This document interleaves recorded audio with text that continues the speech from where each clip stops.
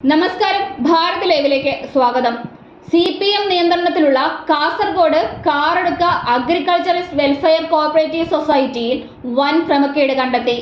അംഗങ്ങളുടെ പേരിൽ 4.76 കോടി രൂപയുടെ സ്വർണ്ണ വായ്പ തട്ടിപ്പ് എടുത്തെന്ന പരാതിയിൽ സഹകരണ സംഘം സെക്രട്ടറി കാസർഗോഡ് കർമ്മംതൊടിയിലെ കെ രതീഷിനെതിരെയാണ് കേസെടുത്തിരിക്കുന്നത്.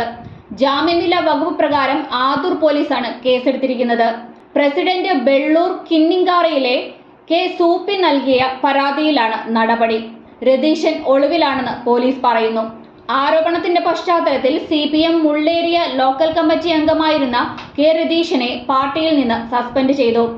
പ്രാഥമിക പരിശോധനയിൽ 4,75,99,907 രൂപയുടെ തട്ടിപ്പാണ് കണ്ടെത്തിയിരിക്കുന്നത്. പണയ സ്വർണം ഇല്ലാതെയാണ് 7 ലക്ഷം രൂപ വരെ അനുവദിച്ചത്. ജനുവരി മുതൽ പല തവണകളായാണ് വായ്പകൾ അനുവദിച്ചത്. സഹകരണ വകുപ്പിന്റെ പരിശോധനയിലാണ് ക്രമക്കേട് കണ്ടെത്തിയത്. വിവരം ഭരണസമിതിയെ അറിയിക്കുകയും കേസ് ഫയൽ ചെയ്യാൻ നിർദ്ദേശം നൽകുകയുമായിരുന്നു. ഒരാഴ്ചയ്ക്കധികം പണം മുഴുവനും തിരിച്ചടയ്ക്കണമെന്ന് സെക്രട്ടറി ചിലരോട് പറഞ്ഞതായും സൂചനയുണ്ട്.